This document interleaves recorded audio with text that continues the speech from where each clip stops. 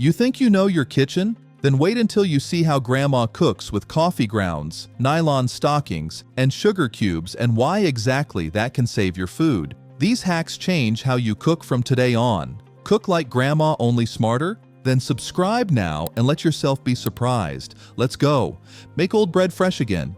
Back then, hard bread never went in the trash. Grandma took the loaf, moistened the crust with some water, wrapped it in aluminum foil, and pushed it into the oven for a few minutes. The scent that then wafted through the kitchen, warm, honest, familiar. Outside crispy, inside soft like fresh from the baker. No hack, but common sense. A ritual almost. Whoever has experienced that once understands. Stale does not mean lost. It means kiss awake once more, and exactly that she could like no one else. Keep cheese fresh with Sugar Cube. In Grandma's refrigerator cheese compartment, there was never just cheese. There was always a sugar cube, unassuming in the corner. The sugar drew moisture from the air, kept the climate dry and the cheese fresh. Simple, effective, tried and tested.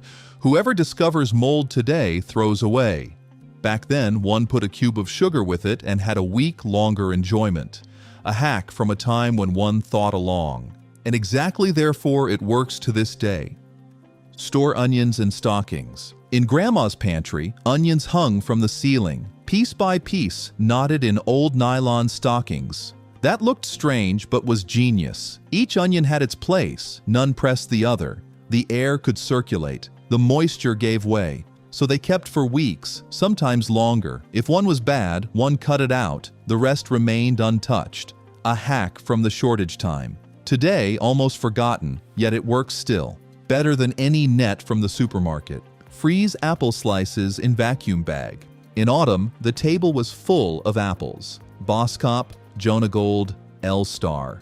What didn't go into the cake right away, Grandma cut into fine slices, drizzled them with lemon juice, and pushed them into small vacuum bags. Air out into the freezer. The slices remained light, aromatic like fresh from the tree. In winter, she took them out, ready to hand for compote, applesauce, or crumb cake. That's how storage went back then, with sense, with hands, with heart. Don't store bananas next to apples.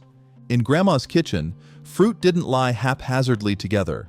Bananas never came near the apples, because the apples don't ripen quietly, they send an invisible gas, ethylene, and that brings the banana to its knees, faster than one thinks. What was just yellow becomes brown and soft overnight. Grandma knew that before anyone called it ethylene. She separated the fruits, gave each its place, so they remained longer beautiful. And exactly therefore, bananas always lay in the basket next to it, never in the middle. Grind pepper in mortar instead of mill. Grandma had a mortar of granite, heavy like a brick. When she wanted pepper, she didn't turn a mill, she took the pestle. Slowly, pressingly, with feeling. Thereby the grains cracked, the kitchen scented.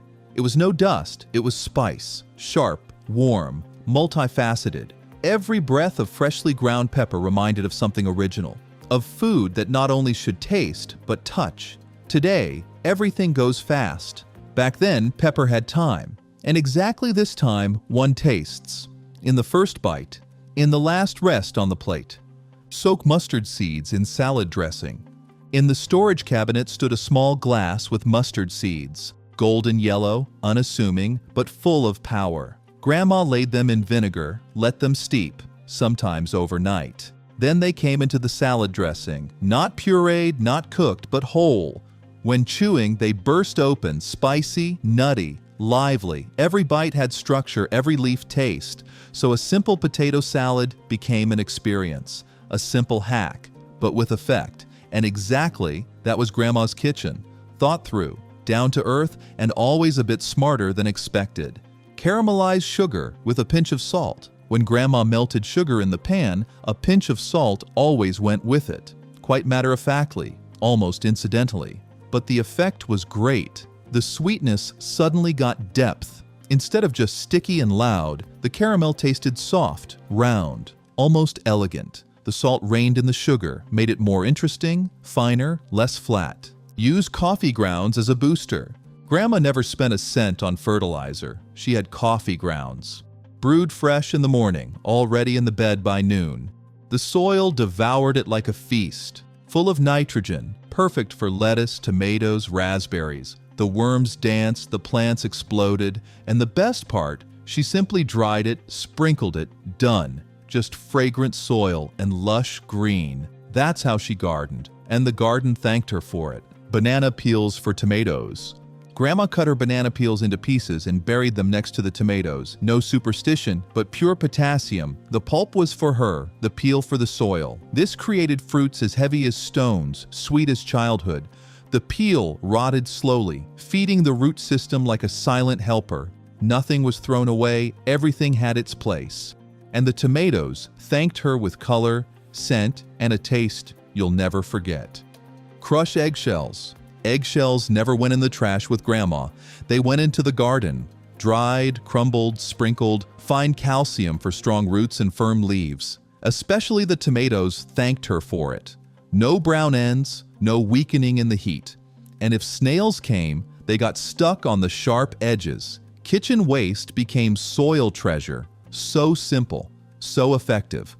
That's how Grandma gardened, and the land gave back.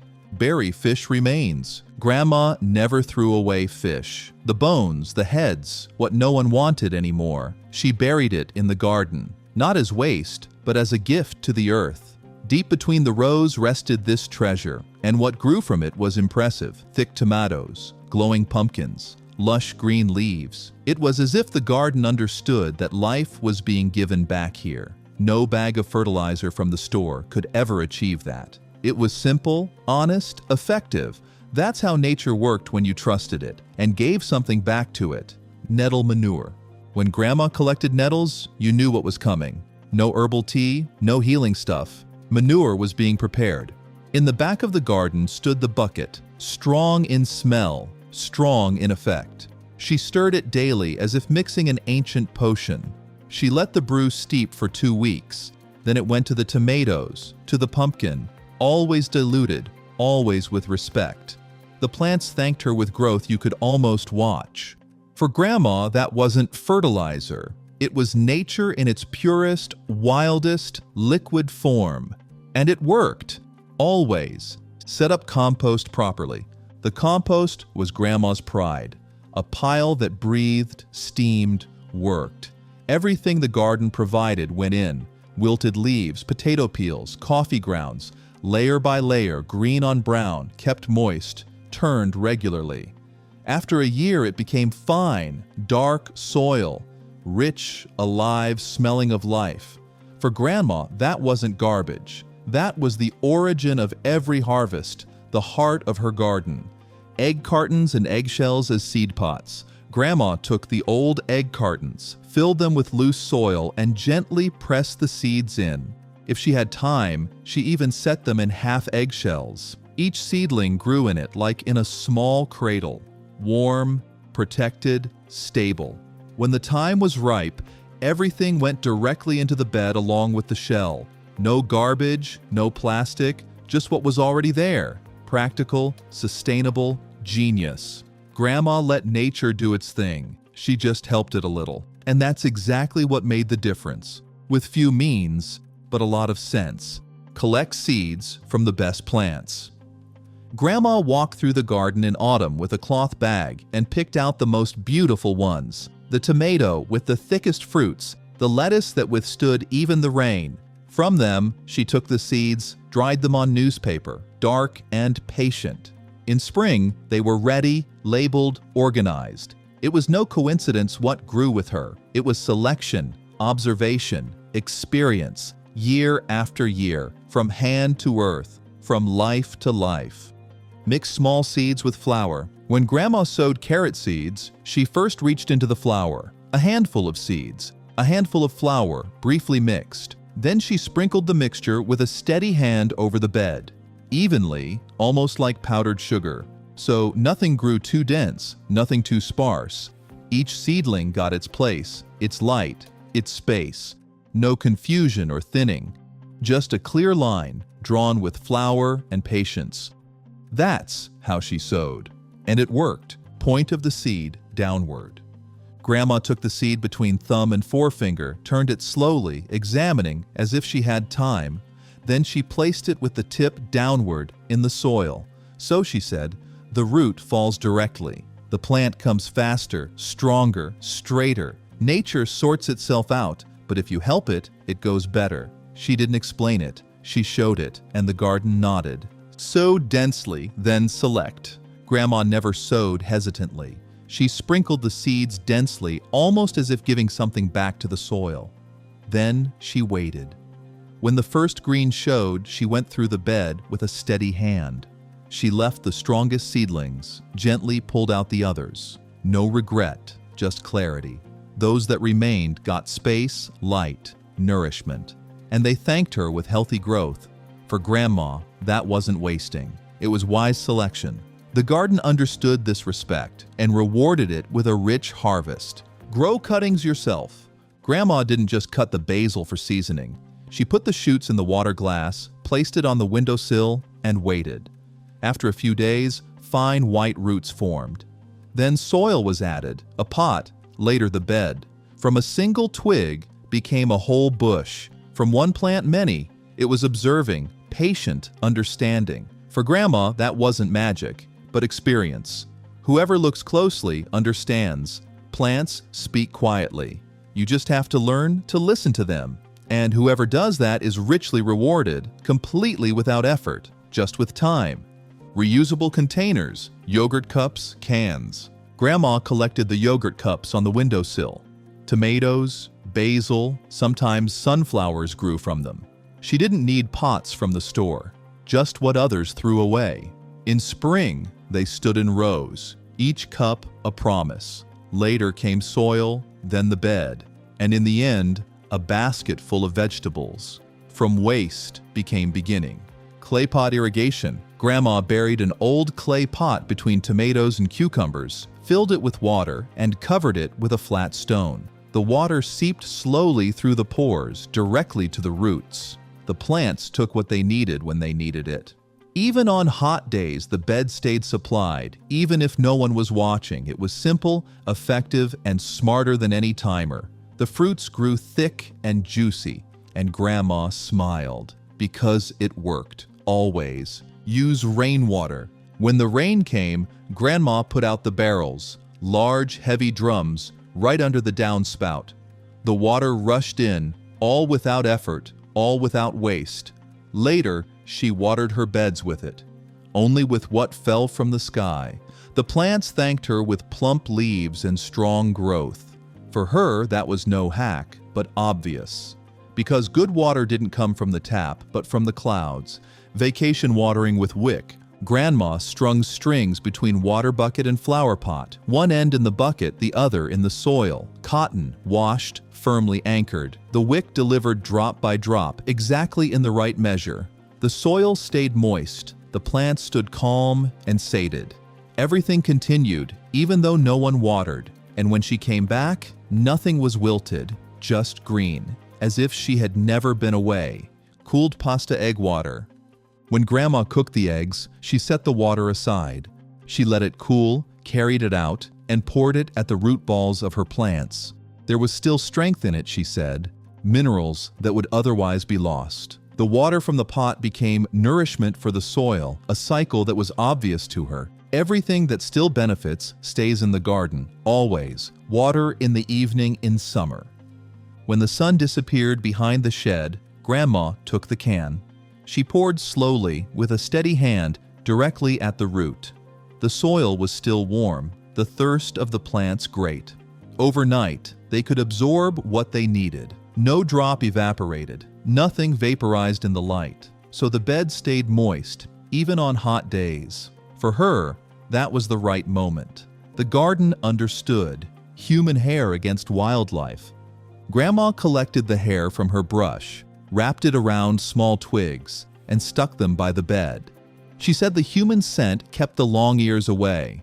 No wire, no trap, just smell. And indeed, the lettuce remained untouched. The rabbits didn't come right up to the edge. Between salad and carrots grew onions, not out of hunger, but out of caution. Whoever overlooks that lets the garden go to waste. beer traps against slugs. Grandma placed jam jars in the soil, half full with beer, at the edge of the bed, never in the middle.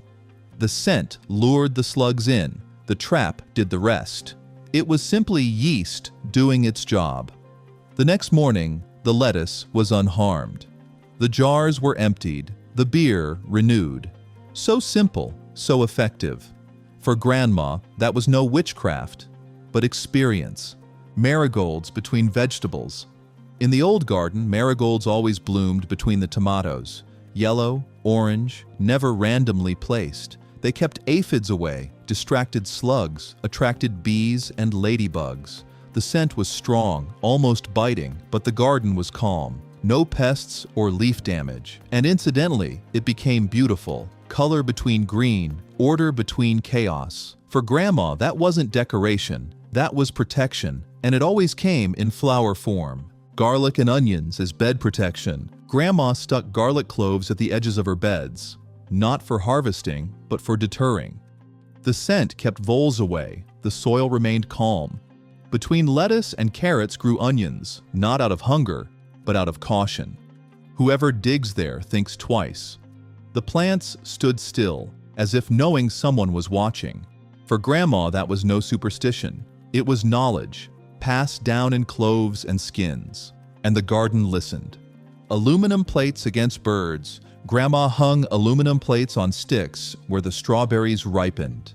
When the wind picked up, they flashed, turned, clattered softly. The birds kept their distance. The garden remained calm, the fruit unharmed. One plate in the wind, hung with wire, guarded the bed. And behold, the harvest was safe. Urine diluted against rabbits. Grandma walked early in the morning to the edge of the garden, poured a diluted mixture along the bed's borders. Not on the plants, just where the rabbits came. The smell stayed, even if the rain fell. The animals kept distance. The lettuce remained standing. It was a signal everyone understood. So the garden didn't smell like danger, but like boundary. And sometimes that's exactly enough for peace to set in. Vinegar against weeds. Grandma filled a spray bottle with diluted vinegar, waited for a hot day, and went along the path. Slab by slab, she aimed at what was trying to spread between them. The weeds slowly died. The cracks became free again. She always hit only what should disturb, never beside. It was quiet work, concentrated, almost like cutting with light. In the evening, you could already see it wilting, and Grandma smiled satisfied. Fill fingernails with soap. Before Grandma went into the garden, she ran her nails over a piece of soap, not out of vanity, but out of experience. The soap filled the gap where otherwise dirt would stick. After digging, warm water was enough, a quick brush stroke, and the hands were clean again. A simple trick, quietly passed down, often smiled at. But whoever tried it once understood immediately why Grandma never came from the bed with black nails. Vinegar for tool care. After digging, Grandma put the spade in a bucket with vinegar, rust, soil, old plant sap. Everything slowly loosened from the metal. Later, she took a wire brush, rubbed briefly over it, dried after. The iron was shiny, the edge sharp, the handle still warm from the sun. That's how her tools lasted forever. Not because they were new, but because they were cared for. With calm, with vinegar, with respect for the tool. Wooden spoons as plant labels. Grandma took old wooden spoons, wrote the plant name on them with a firm hand, and stuck them next to the seedlings. Not out of playfulness, but out of clarity. Each spoon said what should grow here, and reminded of where the beginning was. The writing withstood rain and sun. The wood remained calm in the soil. No plastic, but just something used to give the new a place and a name. Observe crop rotation. Grandma never planted the same thing twice in the same place. The soil should breathe, recover, expect new things. After cabbage came lettuce, then beans, then rest with mustard or spinach. So the earth remained alert, never tired, never depleted. She said the garden remembers everything. Whoever ignores that harvests less. Whoever rotates is rewarded. It was no coincidence, it was a rhythm. And Grandma kept it, mixed culture/plant partners. Grandma never set everything pure in rows. She planted onions next to carrots, basil under tomatoes, beans on corn. The plants protected each other, helped each other, grew like neighbors, not like competitors. Pests found no clear target. The soil remained balanced. It was no chaos, it was intention. An order that you only saw if you looked, and whoever understood it recognized the principle of community in it. Flower meadow as beneficial insect magnet. At the edge of the bed, Grandma let it bloom. Cornflowers, poppies, wild thyme. It buzzed there. It lived. The flowers lured bees and ladybugs, kept aphids away, and brought fruit to the middle of the garden. A small meadow, seemingly randomly sown, but with a clear goal. Grandma said that was her fence without wood. Whoever thinks like that needs no chemicals, just flowers, wind, and patience. Mulch with straw. Grandma fetched a forkful of straw from the shed in summer, spread it between the rows, and said the soil must breathe and rest like us. The straw held the moisture, curbed the weeds, and gave the plants a soft bed. Strawberries stayed clean. The pumpkin grew protected, a blanket from harvest time that did more than it appeared, a silent helper in the rhythm of the garden. Dead wood or leaf piles for hedgehogs and company. Behind Grandma's shed always lay a pile of branches, leaves, and rootwork. For us, it was just a mess. For hedgehogs, toads, and beetles, a safe home. When the frost came, life crawled in. When spring came, it crawled out again.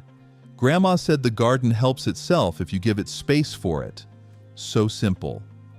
Daily 5-minute check.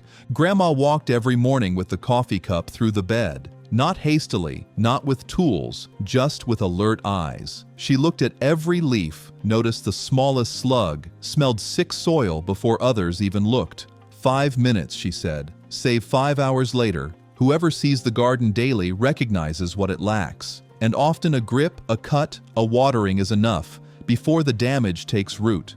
Cut off faded flowers. Grandma often stood with the scissors in hand in the flower bed. Not for cutting, she said, but for preserving. When a flower wilts, it draws strength, strength needed for new buds. Whoever removes it in time gives the plant a second spring and the garden a bit more poetry, because where the faded goes, the living sprouts. That's how Grandma kept her summer alive into autumn. Build on what you like. Grandma always said the best garden grows in the heart. Whoever plants what they love harvests more than just vegetables. There was space for Grandpa's favorite tomato, for parsley on every sandwich, and for beans that reminded of childhood. A bed full of memories, full of taste. Only what really brings joy, because whoever sows with pleasure cares with devotion. And that's exactly what you see in every harvest. Plan succession crops wisely. As soon as the lettuce was harvested, Grandma already put the next seedling in the soil. The ground should be allowed to work, not rest. Radishes, then bush beans, then lamb's lettuce. Everything had its place, its moment. With an old pencil, she sketched in spring what should go where and when. So no bed stayed empty, no day wasted. The garden was like a calendar of earth that wrote new life month by month. And if even one of these tricks has brought a smile to your face, then give us one back with a thumbs up. Subscribe to the channel so you don't stumble upon the next kitchen treasure by accident again. Grandma's knowledge lives on, and you are part of it. Until next time. And don't forget, the best ideas sometimes smell good even while listening.